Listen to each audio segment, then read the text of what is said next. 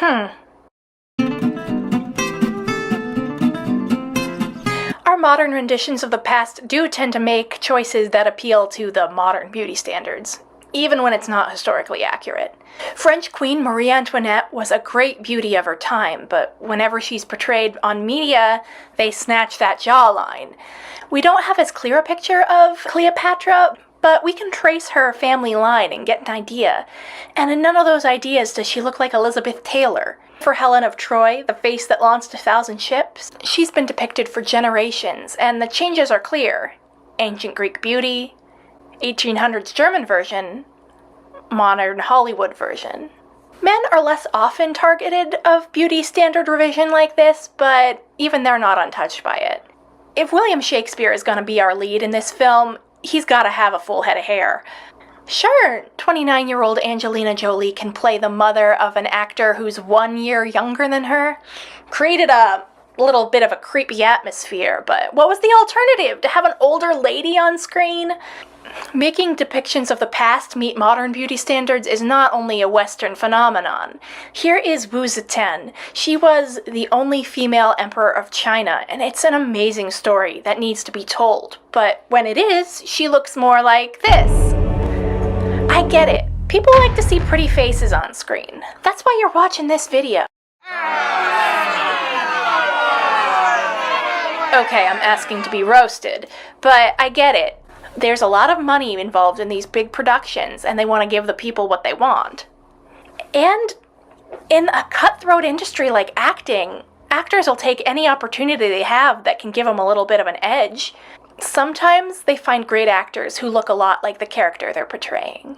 Other times they use makeup and prosthetics to make them fit the part. And other times, they're like, our actor's pretty, and we're gonna show him being pretty. So how do creators decide to make someone look like their real-life counterpart, and when do they let them be? Sure, slap some prosthetics onto Al Capone, but we didn't hire Beyoncé to have her not look like Beyoncé. Margot Robbie is known for great looks and great acting, and she played Tonya Harding, who was criticized for not being pretty as her opponents. But Margot Robbie was a driving force in getting this movie made. She'd made it to star in. People with a distinct look, like Winston Churchill, that's a big part of his persona, so they do want to match it. Still, it often feels like they want to keep pretty actresses as pretty as possible. I mean, sure, Charlize Theron playing a serial killer, they had her gain some weight and shave off those eyebrows. And there is Nicole Kidman in The Hours, but I feel like that's more often the exception. Maybe you can think of more examples. Sometimes historical accuracy in a role will impede the goals of the storyteller. Like, Hamilton the musical was meant to humanize the American Revolutionary figures, and because of that, they chose to cut the powdered wigs and hire a diverse cast. Kind of make it easier to see ourselves as the people of then, and relate to them more. Modernizing can help bridge a gap and make audiences see themselves in the story. In film, time is of the essence. Visuals can explain a lot in an instant. Fashion and makeup choices made by the real-life Marie Antoinette conveyed messages to her people in 18th century France, but are lost on modern audiences. The white paint was really packed on the face to help hide any scars that may have existed from having smallpox. What it did was trace their veins with blue to highlight and emphasize the whiteness of the skin even more. Fake moles were often used as a beauty product and placed in different areas to signal different things. And they were attached to the face with glue. They were often cut into shapes such as moons, stars, and hearts, and their placement on the face had a very distinct meaning. Marie Antoinette wore them at the corners of her mouth to say, "I would like a kiss," in a kind of flirty, playful manner. But if you saw Marie Antoinette on the big screen with heart-shaped moles at the corner of her mouth, well, that would probably raise more questions than it would tell about her and her character. So, how do we convey things to the people of now? Costuming can also tell a lot. KK Barrett, the production designer, also said in an interview with the LA Times, I think what we did in general was that we freshened the whole palette of the French vision of the world at that time to a more of a pastel vision. We decided to make sure to overemphasize the fact that she was 14 when she first got there and to make it seem like a fresh new world rather than old and dowdy.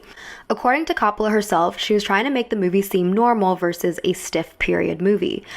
Casting can help an audience understand a situation more quickly. Still, harm can be done by warping the perception of the past. One can feel like beauty is a constant, unchanging thing that someone either is or isn't, and well, if you isn't, then maybe this product can help. Changing what's hot from time to time is big money-making business, as people try to reach those beauty standards. I mean, just in my lifetime, eyebrows have gone from plucked to obscurity to overfilled in, back to more natural, kind of fluffy looking, and that's just one element. Things seem to be moving faster than ever, and there's money to be made on every stage. There's the 90s heroin chic, ultra skinny look, then slim thick was really in for a while, and now it seems to be going back to skinny again. If we start to look at beauty as a series of ever-changing trends, how would that affect how much money we're willing to spend to chase those trends? In the Middle Ages, all the quiet luxury old money ladies loved big foreheads. Aesthetic women plucked their eyebrows and moved back their hairlines in order to portray themselves as pure and innocent. People found such beauty in the five-head. This continued, and even Queen Elizabeth I plucked her eyebrows to elongate her head. Speaking of Queen Elizabeth I, there was a big trend in the Victorian English period where people would like to hang portraits of famous figures up on their walls, but Queen Elizabeth I wasn't exactly meeting the modern beauty standards that they wanted in an aesthetic home. So what would they do? Well, they'd use some of that old-fashioned 17th century beauty filters. Painting over the painting. If the Victorians thought that someone in a historic portrait looked too ugly, they'd have them painted over. In the 18th century, portraits of Queen Elizabeth I became very popular, but only if they had first been painted over to modernise the clothing and to make her more conventionally attractive. There is something offensive about the idea that someone could change my appearance in photos after I'm gone because I'm not considered pretty enough anymore. This painting of Isabella de' Medici lost so much personality in an effort to make her pretty. Is it still a painting of her? Even an original painting can't be completely trusted. A successful artist knew how to flatter his subject. One of my favorite things about portraits of Marie Antoinette is that we actually can compare them to her real face, her death mask taken immediately after her execution. It reveals the truth hidden behind her regal image, that even she did not live up to the standards set by her portraiture. Her nose is not as chiseled, nor are her eyes as large. Her lips aren't as stylized, and her face is more round than the soft oval she liked to show off in her portraits. Now modern technology does the flattering work of these painters. Look at that perfect skin, the accentuated eyes, not a wrinkle to be seen. They're even testing them out on mugshots. Be prettier if you smile. Maybe someday my mugshots will be used to show how the filter can give you the perfect third nostril or whatever is trending at the time. Not that I have any mugshots. If the skinny women of the 50s saw the mod era of the 60s with Twiggy being the it girl, would they still buy all these products? I mean, probably, yeah. It's all well and good to know that fashion changes over time, that it's all a capitalist ploy to get you to spend your money and a new trend will be up tomorrow, but we all want to feel beautiful. It's not a shameful thing to say. There is also a thing called cognitive bias, or the halo effect, and it's where the first impression someone gets of you, or how you look, can affect how they see you in general. It's more easy to believe a beautiful person is also a good person. They're smart, they're capable, they're hardworking. And everybody else has to work a little bit harder to prove all of that.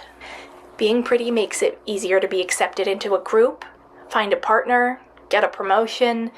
Heck, it can even make it easier to avoid being convicted of a crime. None of this is right. None of it is a good thing. I guess in our minds it's easy to believe that this person is Cinderella and everybody else has to prove they're not a ugly stepsister. Pretty is subjective, but forcing the past to conform to our measuring stick of what pretty is can create an even bigger problem, more serious than we realize. Westerns had a golden age on the big screen from the 30s to the 60s. They were successful on television for years, but these stories took a lot of liberties with the truth. So, in reality, these cowboys looked a lot less like John Wayne and more like this.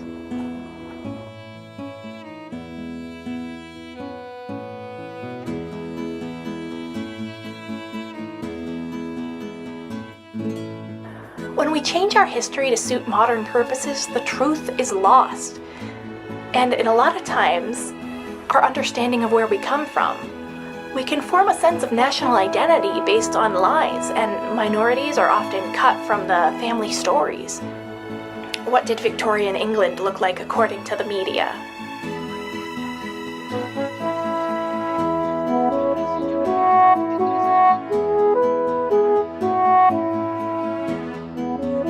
What about these people? They were there. It's not just about beauty anymore, but about our collective national cultures. Finding out what history really looked like can be jarring for some.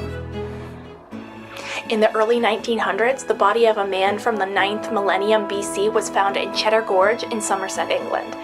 Early on, it was guessed that he looked something kind of like this: pale skin, dark eyes, dark hair. But DNA sequencing later proved he looked more like this: dark skin and blue eyes. His descendant was found living less than half a mile away. Talk about a window into your own history. His 300-generation great-grandfather. There are classic depictions of the long-haired, long-robed, pale Jesus Christ. This picture was on the wall of my family home for years, and it influenced how I pictured him.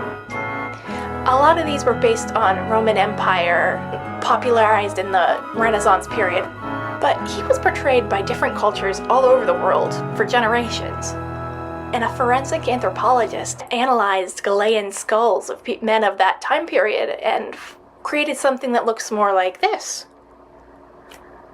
Now, he's not saying this is what Jesus looked like, but it can give you a glimpse into that time period and what might have been. Now, with how upset people get when the superhero on the big screen doesn't look like how they picture him in their head, I am not getting involved with any more religious figures. Are we picturing the past wrong?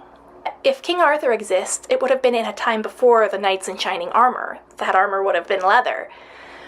Shining armor would have been worn by William Wallace of Braveheart fame, but the movie decided to depict him more like this. I give homage to Scotland,